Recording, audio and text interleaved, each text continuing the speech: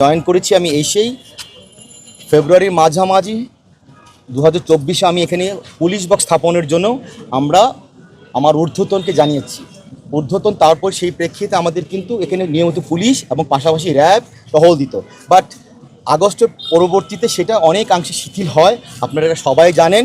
সেই জন্য আমি আবার আশঙ্কা করছিলাম, সেই জন্য আমি আবার সেপ্টেম্বর মাস গত বছরে আবার স্থায়ী পুলিশ ক্যাম্পের জন্য আবার লেখার পরে আমাদের মন্ত্রণালয় জননিরাপত্তা অর্থাৎ স্বরাষ্ট্র মন্ত্রণালয়ে চিঠি লিখেছেন পার্মানেন্টলি পুলিশ বক্স স্থাপনের জন্য।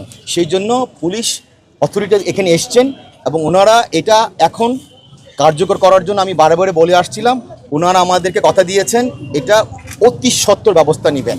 বাট এর মাঝে বলে রাখি তারা কিন্তু এখানে নিয়মিত টহল দিতেন, বাট সেটা যথেষ্ট ছিল না আমার দৃষ্টিতে। সেই জন্য আমরা পার্মানেন্ট একটা পুলিশ বক্স চাচ্ছি। আর আনসার সদস্যদেরকে আরও সক্রিয় হওয়ার জন্য বলেছি, কারণ তাদেরও এরকমভাবে পেশাগত যে দক্ষতা এবং তাদের যে মানবিক এবং তাদের যে মানসিক যে শক্তি, এটা অনেকাংশেই আমরা জুলাই আগস্টের পরে কমতি পেয়েছি। তারই ধারাবাহিকতা আমরা দেখেছি।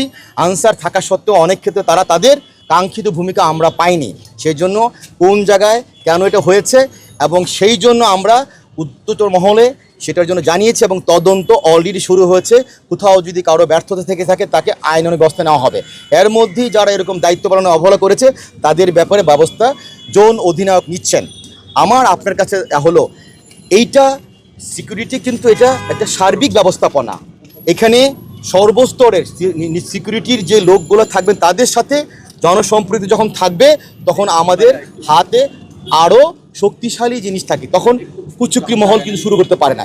এই জন্য আপনাদের মধ্যে জানাতে চাচ্ছি এই জিনিস এরকম না যে গত 9 তারিখের ঘটনার পরে এই জিনিসটা আমরা চিন্তা করছি। আমি আপনাদের বলি, আমি এইখানে জয়েন করার পর থেকেই যেহেতু এটা সেবামূলক প্রতিষ্ঠান এবং শিক্ষা প্রতিষ্ঠান, সেই জন্য যেখানে মানুষের জীবন ও মরণের ব্যবস্থা, সেই জন্য সিকিউরিটি দ্য ফার্স্ট কনসার্ন। সেই জন্যই আমি জয়েন করা 2 মাস পরেই এখানে নিরাপত্তা ব্যবস্থা বাড়ানোর জন্য আমরা চেষ্টা করেছি। এবং আপনি হয়তো অনেকটা জেনে থাকবেন গত বছরের জুন নাগাদ আমার যেটা ছিল অনেকাংশে সেটা আমরা ভালো পেয়েছি, কারণ র্যাব এখানে আমাকে যথেষ্ট হেল্প করেছিল, পুলিশ করেছিল। বাট জুলাই আগস্টের পরবর্তী ওভারঅল সার্বিক পরিস্থিতি যেটা আছে সেটারও ছাপ এখানে পড়েছে। বাট আমাদের ডক্টর, আমাদের নার্সিং, আমাদের স্টাফ এবং আমাদের কলেজ স্টুডেন্টদের আশ্বস্ত করেছি আমরা সবাই তোমাদের সাথে একমত এবং আমরা রোগীদেরকে বলেছি আপনারা নিরাপদ যাবেন। তবে সামাজিক আন্দোলন থাকতে হবে যেন এখানে যেন কেউ যেন কুচুকরি মহল যেন ভোলাবানিতে মাস স্বীকার না করতে পারে। এবং যখন সামাজিক আন্দোলন থাকবে আমরা যারা সরকারিভাবে যারা দায়িত্বশীল মানুষ ছিল আমরা প্রচণ্ড রকমভাবে এই ভয়ঙ্কর ঘটনাকে নিন্দা জানাচ্ছি। এবং সেই জন্য আমি বলেছি যে আমার এখানে পেশাগত লোক যারা ছিলেন আনসার বাহিনীর সাথে আমি আমাদের ঊর্ধ্বতন যারা ছিলেন পুলিশ এবং আমাদের এখানে আর্মির ক্যাম্প যিনি ওনার সাথে কথা বলেছি এবং তার পরবর্তীতে র্যাব, এর পরবর্তীতে আমাদের এখানে ট্রাফিক কথা বলেছি। এবং আজকে আমরা সবাই এখানে বসছি, আমরা 11টা থেকে এখন পর্যন্ত মিটিং করেছি এবং ওনাদের সরজমিনে নিয়ে এসেছি এটাকে আরও কত ব্যাকআপ করা যায়। তবে আমার আপনার সাথে যে কথা বলতে হয়, জুলাই আগস্টের পরবর্তীতে আনসার এর আগে আমরা যেরকম দেখেছিলাম তাদের পেশাগত দক্ষতা এবং তাদের এই নীরবতা আমাকে যেটা আপনাদেরকে শঙ্কিত করেছে আমাকেও করেছে। এবং আপনারা হয়তো জেনে থাকবেন জুলাই আগস্টের পরবর্তীতে আনসারের যে কাঙ্ক্ষিত ভূমিকা যে প্রতিষ্ঠান পাবে সে পাচ্ছে না। সেই জন্য আনসারের এখানে আমাদের অধিনায়ক আসছেন, উনি ব্যাটেন, ওনাকে বলা হয়েছে যে উনি বলছেন স্যার আমি পুঙ্খানুপুঙ্খভাবে দেখব যে এটা কেন তার গাফিলতিতে হয়েছে।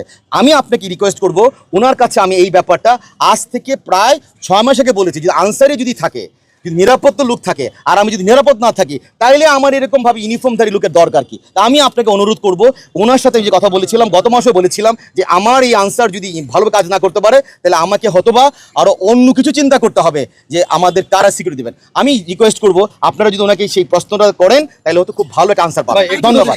জি অসংখ্য ধন্যবাদ আপনাকে। আরেকটি বিষয়, আমরা ভিডিওতে যাকে দেখেছি পাথর নিক্ষেপ করতে, আমরা জানিয়েছি যে উনি হাসপাতালে অ্যাম্বুলেন্স চালাতেন, এখন চালান আপনারা থেকে শোনা সাথে আরেকটা প্রশ্ন হচ্ছে যে ওই দিন আনসার ছিল না এখানে ডিউটিতে, কেন ছিল না আসলে? যেহেতু হসপিটাল বাউন্ডারির গেটের মধ্যে থাকে, পরিচালক এই গেটটাতে হচ্ছে ক্যামেরা এখানে আজকে লাগানো দিবেন না, একটা সংবেদনশীল জায়গা ওটা এখানে আমাদের আনো অনেক কিছু সিসিটিভি ব্যাপার আছে। আপনি এটা আচ্ছা একটু আমরা নিয়ে নিই।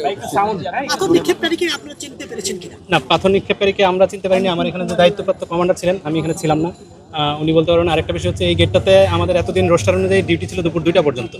2টার পরে এই গেটটা ক্লোজ হয়ে যাওয়ার কথা। এটা যদি কোনো আনসারের ব্যর্থতায় ক্লোজ হয়ে থাকে বা কোনো ব্যর্থতা থাকে সেটা আমি আমার ঊর্ধ্বতন কর্তৃপক্ষকে জানিয়েছি আমি একজন থানা অফিসার, আমার যারা উপরে আছে তাদেরকে আমি জানিয়েছি, তারা সব কিছু বিচার বিশ্লেষণ করে ব্যবস্থা নেওয়ার চেষ্টা চালাচ্ছে।